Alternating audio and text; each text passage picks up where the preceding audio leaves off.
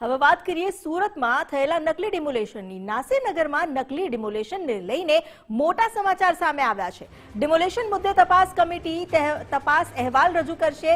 સમિતિ પોતાનો રિપોર્ટ પાલિકા કમિશનર સમક્ષ રજૂ કરશે, ત્યારબાદ પગલાં લેવામાં આવશે।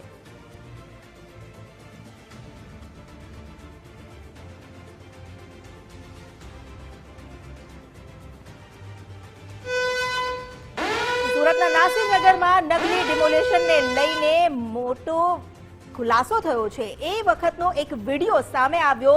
ડિમોલેશનના દિવસે બિલ્ડરના ભાઈની સ્થળ પર હાજરી આ વિડીયોમાં જોવા મળી રહી છે। સંજય લાખાણીનો ભાઈ ઘનશ્યામ લાખાણી ડિમોલેશન સમયે હાજર હતો। ભાજપના કાર્યકર ઝાકિર શાહ પણ સ્થળ પર જોવા મળ્યો। નાસીરનગરમાં બંનેની હાજરીને લઈને રાજકીય માહોલ ગરમાયો છે। વર્ષ 2023નો ઝાકિર શાહનો અન્ય એક વિડીયો પણ વાયરલ થયો છે। ઝૂંપડપટ્ટી ખાલી કરાવવામાં ઝાકિર શાહની મુખ્ય ભૂમિકા હતી। રૂપિયાની વહેંચણી વખતનો વિડીયો પણ વાયરલ થયો। ઘનશ્યામ લાખાણી અને ઝાકિર શાહની હાજરીથી હવે આ ડિમોલેશન પર સવાલ ઉઠી રહ્યા છે। ડિમોલેશનનો જે વિડીયો સામે આવ્યો છે, આ વિડીયોએ ઘણા સવાલ ઉઠાવ્યા છે, કારણ કે એ વિડીયોમાં જ્યાં ઘનશ્યામ લાખાણી દેખાઈ રહ્યો છે, સંજય લાખાણી બિલ્ડરનો ભાઈ ઘનશ્યામ લાખાણી જે ઘરને આંગળી ચીંધીને બતાવી રહ્યો હોય તેવું આ વિડીયોમાં જોવા મળ્યું। તો તેની સાથે સાથે 2023નો પણ એક વિડીયો સામે આવ્યો છે। આ વિડીયોમાં ઝાકિર શાહ જોવા મળી રહ્યો છે। ભાજપના કાર્યકર ઝાકિર શાહ આ વખતે ડિમોલેશન સમયે પણ જોવા મળ્યા હતા। વિડીયોમાં તેઓ દેખાઈ રહ્યા છે, ત્યારે હવે રાજકીય માહોલ ગરમાયો છે। આ જે ડિમોલેશન કરવામાં આવ્યું, પહેલા પણ ચર્ચા શરૂ થઈ હતી કે બિલ્ડરના ઇશારે ડિમોલેશન કરવામાં આવ્યું છે, જ્યારે 2023નો જે વિડીયો સામે આવ્યો છે જેમાં પૈસાની લેતી દેતી પણ જોવા મળી રહી છે। ઝૂંપડપટ્ટી ખાલી કરાવવામાં શું ઝાકિર શાહની મુખ્ય ભૂમિકા, તેને લઈને હવે ચર્ચાઓ શરૂ થઈ છે। રૂપિયાની વહેંચણી વખતનો વિડીયો જે વાયરલ થયો છે, ઘનશ્યામ લાખાણી અને ઝાકિર શાહની હાજરીથી નાસીરનગરના ડિમોલેશનને લઈને પણ સવાલ ઉઠી રહ્યા છે।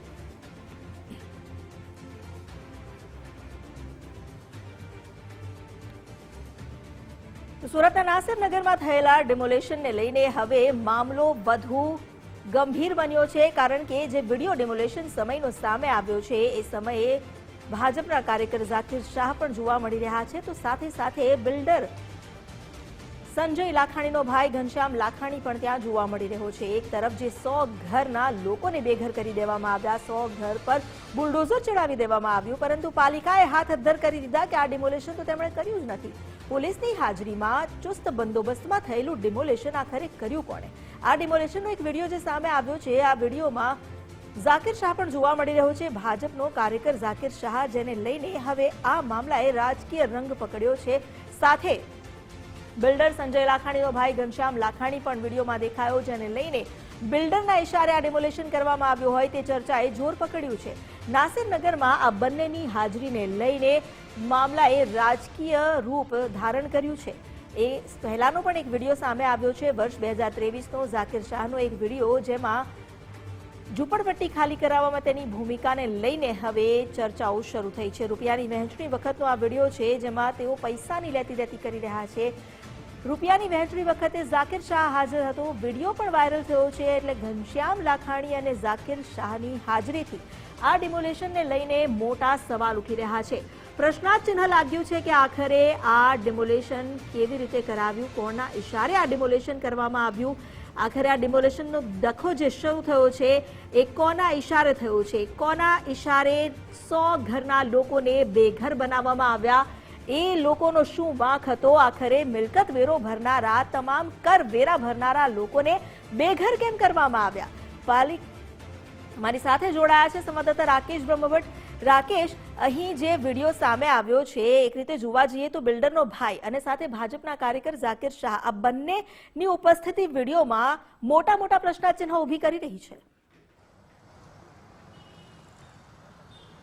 સૌપ્રથમ તો વિડીયોની વાત કરવામાં આવે તો વર્ષ 2023નો આ વિડીયો છે, અને નાસીરનગરના કથિત નકલી ડિમોલિશન કાંડ અને આ વિડીયોને કોઈ પણ લાગત સંબંધો નથી, પરંતુ આ જે વિડીયોની અંદર જે વ્યક્તિ પૈસા વહેંચણી કરી રહ્યો છે તેની પાછળ ઉભેલો જે ઝાકિર શાહ છે, અને આ ઝાકિર શાહ છે તે નાસીરનગરના કથિત નકલી ડિમોલિશન કાંડના સમયે છે તે ઘટના સ્થળ ઉપર મોજૂદ હતો। આ આ ઉપરાંત જે બિલ્ડર સંજય લાખાણી છે તેમના ભાઈ ઘનશ્યામ લાખાણી પણ ત્યાં મોજૂદ હતા અને ઘનશ્યામ લાખાણી છે તે હાલ આંગળી ચીંધી અને જાણે પાલિકા અધિકારીઓને કોઈ સૂચના આપી રહ્યા હોય તે પ્રકારની પ્રતીતિ અહીં જોવા મળી રહી છે. વિડીયોની વાત કરવામાં આવે તો નાસીનગરની બાજુમાં જ વર્ષ 2023માં એક ઝૂંપડપટ્ટી આવી હતી અને તે સમય દરમિયાન છે તે ઝૂંપડપટ્ટી ખાલી કરાવવામાં પણ આ ભાજપ કાર્યકર જે જાકીર શાહ છે તેમનો મહત્વનો રોલ રહ્યો હતો અને વર્ષ 2023માં તેમના વિરુદ્ધ ખંડણીનો આરોપસરની એક ફરિયાદ પણ છે તે ચોક બજાર પોલીસ મથકમાં નોંધાઈ હતી અને તે બદલ તેની ધરપકડ પણ થઈ ગઈ હતી. ત્યારે આ જાકીર શાહ ફરી એક વખત વિવાદના વંટોળમાં એટલા માટે આવ્યો છે કે ડિમોલિશન જ્યારે નાસીનગરના જે 100 જેટલા મકાનોને તોડી પાડવામાં આવ્યો હતો તે સ્થળ ઉપર જાકીર શાહની હાજરી અનેક સવાલો ઊભા કરી રહ્યા છે. શું જાકીર શાહ ખરેખર આ જે અસરગ્રસ્તોને મકાનો ખાલી કરાવવા માટે દબાણ કરી રહ્યો હતો કે પછી તેઓને સમજાવવા માટે ત્યાં પહોંચ્યો હતો કે મકાન ખાલી કરાવી દેવામાં આવે? એટલે આવા પ્રશ્નો અનેક છે તે ઉપસ્થિત થઈ રહ્યા છે.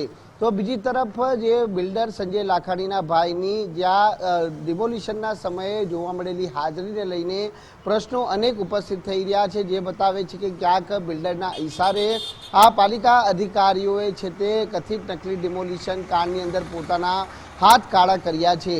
કારણ કે જ્યારે બિલ્ડરનું ત્યાં શું કામ હતું તે સવાલો અહીં ઉપસ્થિત થઈ રહ્યા છે. ઘનશ્યામ લાખાણી તે કોના કહેવા પર ત્યાં આવ્યો અને જે પ્રમાણે તે તસવીરોમાં જોઈ શકાય છે કે આંગળી બતાવી અને કંઈક જે સૂચના આપી રહ્યો હોય એટલે ત્યાંના મકાન જે અસરગ્રસ્તો છે તેમને મકાન ખાલી કરાવવા માટે જાણે જોર દબાણપૂર્વક વાત કરી રહ્યો હોય તે પ્રકારની પણ વાત છે તે હાલ જાણવા મળી રહી છે. જોકે હાલ આ એક તપાસનો વિષય બની રહે છે, પરંતુ આજે આ સમગ્ર કાંડની અંદર જે પ્રમાણેના વિડીયો અને ફોટોગ્રાફ સામે આવ્યા છે તેને લઈને અનેક પ્રશ્નો ઉપસ્થિત થઈ રહ્યા છે અને આ સમગ્ર કાંડની અંદર ઊંડાણપૂર્વકની જો તપાસ થાય તો આ દૂધનું દૂધ અને પાણીનું પાણી થઈ શકે તેમ છે.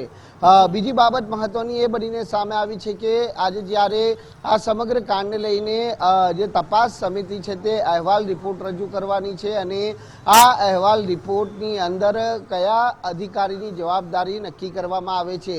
સેન્ટ્રલ ઝોનના જે સિટી એન્જિનિયર આશિષ નાયક છે તેમની પાસે જે તપાસ સમિતિ દ્વારા જવાબ માંગવામાં આવ્યો છે. એટલે જે અધિકારીઓ કથિત નકલી ડિમોલિશન કાંડના સમયે ત્યાં મોજૂદ હતા તેઓની ભૂમિકા શું હતું, કોના કહેવા પર ત્યાં ગયા હતા, જે અધિકારીએ ટોરેન્ટ પાવરને લેખિતમાં પત્ર લખી અને પાવર કટ કરવા માટે રજૂઆત કરી હતી તે કોના ઈશારે કરવામાં આવી હતી. આવા અનેક પાસાઓ છે તે હાલ રેસમાં છે અને આ પાસાઓને ધ્યાનમાં રાખી જ આ તપાસ છે તે થઈ રહી છે. એટલે સેન્ટ્રલ ઝોનના જ્યારે સિટી એન્જિનિયર પાસે જવાબ માંગવામાં આવ્યો છે ત્યારે આશિષ નાયક ખરેખર શું તટસ્થ અને ન્યાયિક અને સનિષ્ઠ જવાબ છે તે તપાસ સમિતિને આપે છે?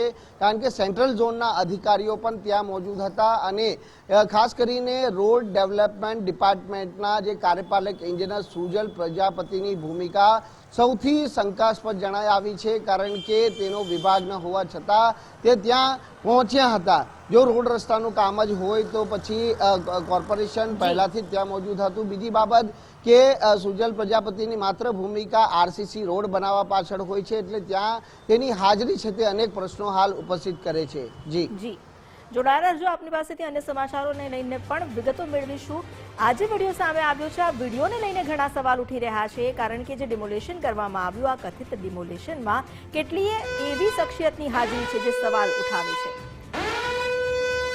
સુરત મહાનગરપાલિકાનું વધુ એક કારસ્તાન બહાર આવ્યું. સુરતના જાબાઝ અધિકારીઓ નેતા સામે ઘૂંટણીએ પડ્યા. નકલી ડિમોલેશન કરનાર અધિકારીઓની પાછી પાની. ભાજપના નેતાના ગેરકાયદે બાંધકામના પત્રા પાછા આપ્યા. ભાજપના નેતા બાબુ જેલબિયાના ગેરકાયદે શેડ તોડી પાડવામાં આવ્યો હતો. બાદમાં મહાનગરપાલિકાની ટીમને પત્રા ભાજપ નેતાના હોવાની જાણ થઈ. ડિમોલેશન બાદ જપ્ત કરાયેલો સામાન પરત મૂકવા જવું પડ્યું. 2 કલાક બાદ મહાનગરપાલિકાની ટીમ પતરા સ્થળે ફરી મૂકી આવી. નેતાના દબાણમાં અધિકારીઓની શરમજનક કામગીરી. પાલિકાની બેવડી નીતિ સામે હવે સવાલ ઉઠી રહ્યા છે. શું પાલિકા માત્ર સામાન્ય લોકો સામે જ કાર્યવાહી કરી શકે છે? નેતાઓ સામે મહાનગરપાલિકા કેમ કડક કાર્યવાહી નથી કરી શકતી? રાકેશ, સૌથી મોટો સવાલ છે, શું જો ભાજપના નેતા હશે કે કોઈ પણ નેતા હશે તો પાલિકાના નિયમો તેમને લાગુ નથી પડતા? શા માટે કર્મચારીઓએ આ રીતે કામગીરી કરવી પડે?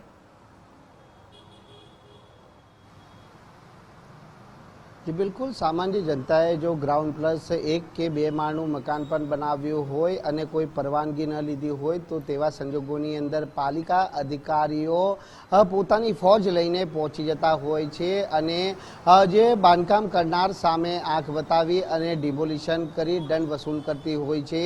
ત્યારે આ જ પાલિકાના અધિકારીઓની બેવડી નીતિ છે તે હાલ જોવા મળી રહી છે, જેનો કિસ્સો સુરતના કતારગામ ઝોન વિસ્તારમાંથી સામે આવ્યો છે કે જ્યાં સિંગણપુર ખાતે આવેલા મા કૃપા બિલ્ડિંગ નજીક ભાજપના જ નેતા બાબુ જેબલિયા દ્વારા કરાયેલા ગેરકાયદેસર બાંધકામનું ડિમોલિશન તો કરવામાં આવ્યું, પરંતુ જે સામાન જપ્ત કરવામાં આવ્યો હતો તે સામાન લઈ ગયેલી પાલિકાને બાદમાં બ્રહ્મગાન થયું કે જે ડિમોલિશન કરવામાં આવ્યું છે અને જે સામાન જપ્ત કરાયો છે તે ભાજપના કોઈક નેતાનું છે.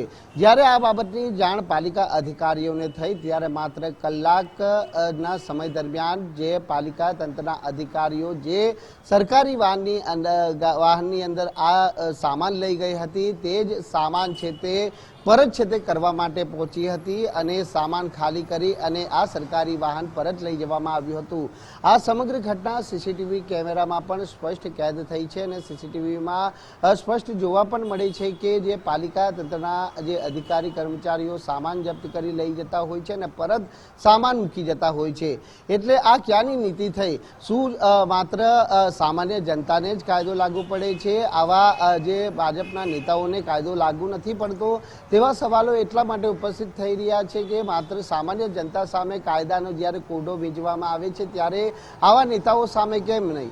શું પાલિકા અધિકારીઓ આવા નેતાઓ સામે ઘૂંટણીએ પડી ગયા છે? તેવા સવાલો એટલા માટે ચોક્કસથી થઈ રહ્યા છે કે સામાન્ય જનતા જ્યારે આ પ્રકારના બાંધકામો નાના મોટા કરતી હોય છે ત્યારે તેઓને રંજાડવામાં આવતા હોય છે, કાયદાનો ડર બતાવી અને ડિમોલિશન કરાવવામાં આવતું હોય છે, તો પછી આ નેતા કઈ રીતે બાકાત રહી ચૂક્યા તે સવાલ અહીં ઉપસ્થિત થઈ રહ્યા છે. તો કે બાબુ જેબલિયા દ્વારા જે ભાજપના નેતા છે તેમના દ્વારા બાંધકામ કરાયું હતું અને અંતે જ્યારે પાલિકાને જ્ઞાન થયું ત્યારે આ સામાન પરત કરાયો છે. જોવાનું એ છે કે પાલિકાનો આ વધુ એક વિવાદ છે તે ક્યાં સુધી લઈ જાય છે. જી આભાર આપનો જાણકારી આપવા માટે.